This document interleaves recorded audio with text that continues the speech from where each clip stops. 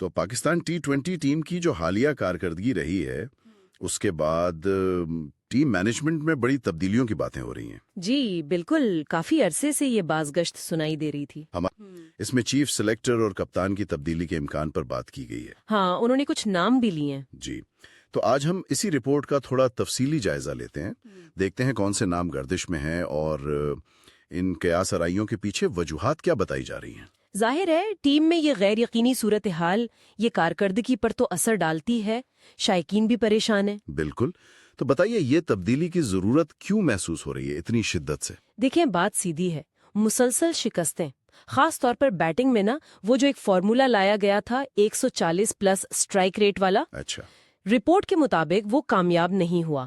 مثال کے طور پر سلمان علی آغا، انہیں مبینہ طور پر اسی بنیاد پر لایا گیا تھا. جی. لیکن رپورٹ کہتی ہے کہ وہ خود 100 کا اسٹرائک ریٹ بھی نہیں دے پائے. تو ظاہر ہے پھر سوال اٹھتے ہیں. اور اس ناکامی کا ذمہ دار کسے ٹھہرایا جا رہا ہے؟ رپورٹ میں کچھ ذکر ہیں؟ رپورٹ میں اشارہ عاقب جاوید کی طرف ہے. کہا جا رہا ہے کہ وہ یہ فارمولا لائے تھے اور ایک طرح سے غیر اعلانیہ چیف سلیکٹر تھے. اچھا، تو اب ان کی پوزیشن کمزور ہے؟ جی، رپورٹ کے مطابق تو یہی لگتا ہے، کافی کمزور پوزیشن ہے. تو پھر نئے چیف سلیکٹر کے لیے کون سے نام ہیں؟ رپورٹ میں سرفراز احمد اور محمد یوسف کا ذکر ہے؟ جی بالکل، یہی دو نام رپورٹ میں زیر گردش ہیں. محمد یوسف کا تجربہ تو ظاہر ہے سب کے سامنے ہے. جی وہ تو ہے ہی. سرفراز کے بارے میں کیا رائے ہے رپورٹ میں؟ سرفراز کے بارے میں رپورٹ کہتی ہے کہ اچھے انسان ہیں، کپتانی میں فیصلے بھی غیر جانبدار کیے. ہاں یہ بات تو سنی ہے. لیکن ساتھ ہی ایک تاثر، وہ جسے لابی کہتے ہیں نا، رپورٹ میں اشارہ ہے کہ شاید وہ کسی مخصوص لابی کا حصہ سمجھے جاتے ہیں. اب یہ لابی کیا ہے یہ تو ذرائع ہی بتا سکتے ہیں. یعنی کرکٹ کے اندرونی حلقے؟ جی کچھ ایسا ہی لگتا ہے. البتہ رپورٹ میں ایک مثبت بات بھی ہے سرفراز کے بارے میں. وہ کیا؟ کہ وہ بیرونی دباؤ کم لیتے ہیں، جیسے راشد لطیف کے بارے میں کہا جاتا تھا. اچھا، یہ تو اچھی خوبی ہے. جی، تو رپورٹ کہتی ہے کہ اگر سرفراز چیف سلیکٹر اور یوسف سلیکٹر بن گئے تو اس کا اثر کپتانی کے فیصلے پر بھی پڑ سکتا ہے. اور کپتانی، یہ تو اس وقت سب سے بڑا سوال ہے. نیا T20 کپتان کون ہوگا؟ بالکل. شاہین شاہ افریدی کا نام بہت زیادہ آ رہا ہے. رپورٹ میں تو کچھ سینئر صحافیوں کا بھی ذکر ہے، وہ جنہیں گفٹڈ کہا گیا ہے. ہاں، مطلب جنہیں اندر کی خبریں ملتی ہیں. جی، کہ وہ مبینہ طور پر شاہین کے لیے لابنگ کر رہے ہیں، ایک ماحول بنا رہے ہیں. دیکھیں، شاہین کے حق میں جو دلائل رپورٹ میں دیے جا رہے ہیں نا، ان کو سمجھنا ضروری ہے. جی بتائیے. ایک تو یہ کہ جی پہلے انہیں موقع نہیں ملا ٹھیک سے، ان کے ساتھ زیادتی ہوئی. لیکن اس پر تو سوال اٹھتا ہے. بالکل. رپورٹ خود کہتی ہے کہ بھائی ایک کپتان تاریخی سیریز جیت کر آیا، اسے ہٹا دیا، کیا وہ زیادتی نہیں تھی؟ صحیح بات ہے. دوسری دلیل کیا ہے؟ دوسری دلیل ان کی حالیہ فارم ہے. رپورٹ کے مطابق UAE ٹرائنگولر سیریز، پھر ایشیا کپ، وہاں ان کی رفتار واپس آئی ہے، پاور پلے میں وکٹیں بھی لی ہیں.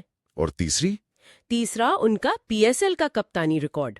لیکن یہاں پھر وہی سوال، کیا صرف 1-1.5 مہینے کی کارکردگی کافی ہے پچھلے مسائل کو بھلانے کے لیے؟ یہی تو اصل نقطہ ہے. اور یہ زیادتی والی بات، یہ کتنی منطقی ہے جب دوسروں کے ساتھ بھی ایسا ہوا ہو؟ بالکل. اب دوسرے امیدواروں کو دیکھیں تو شاداب خان ہے، تجربہ کار ہے، PSL ریکارڈ بھی اچھا ہے. لیکن فٹنس؟ وہی مسئلہ ہے، فٹنس کا ایشو رہا ہے ان کے ساتھ.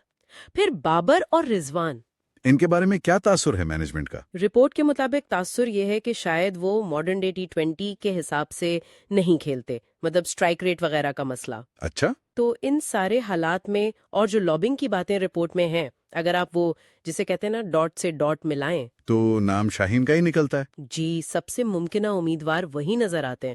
خاص طور پر اگر سرفراز اور یوسف سلیکشن کمیٹی میں آ جاتے ہیں تو رپورٹ کے مطابق شاہین کے چانسز اور بڑھ جائیں گے. لیکن وقت بہت کم رہ گیا ہے، ورلڈ کپ 2026 میں بس چند مہینے ہیں. جی، صرف 4 ماہ. ایسے میں تو ایک مستحکم سوچا سمجھا فیصلہ چاہیے. یہ ٹیم کے لیے بہت ضروری ہے. بالکل، جو بھی فیصلہ ہو وہ پکا ہونا چاہیے. یہ نہ ہو کہ ورلڈ کپ سے عین پہلے پھر تبدیلی کی بات ہو. لیکن کیا ایسا ممکن ہو پائے گا؟ موجودہ ماحول اور جو اطلاعات رپورٹ سے مل رہی ہیں، لگتا تو یہی ہے کہ شاہین آفریدی ہی اگلے کپتان ہوں گے. اچھا. تو یہ اشارہ بھی ہے کہ شاید چیئرمین PCB محسن نقوی صاحب ان پر بھی کسی خاص فیصلے کے لیے دباؤ ہو. او تو یہ تو صورتحال کو اور پیچیدہ بناتا ہے۔ جی، یہ ٹیم کے اندرونی استحکام کے لیے ایک چیلنج تو ہے۔ تو خلاصہ یہ ہے کہ پاکستان کرکٹ میں اس وقت غیر یقینی صورتحال ہے۔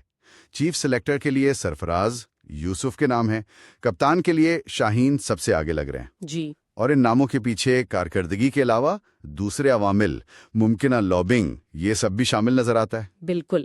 اور یہاں ایک آخری بات جو سوچنے کی ہے وہ یہ کہ ورلڈ کپ اتنا قریب ہے، ایسے میں قیادت کا فیصلہ کتنا میرٹ پر ہوگا، کتنی حکمت عملی اور ٹیم کی ضرورت مد نظر رکھی جائے گی، اور کتنا اثر مبینہ لابنگ یا ذاتی پسند ناپسند کا ہوگا۔ جی یہی سوال ہے۔ اس فیصلے کا ٹیم کے اتحاد پر، ان کے مورال پر اور پھر ورلڈ کپ میں کارکردگی پر کیا اثر پڑے گا؟ یہ تو اب آنے والا وقت ہی بتائے گا۔ جی بالکل، یہ دیکھنا ہوگا۔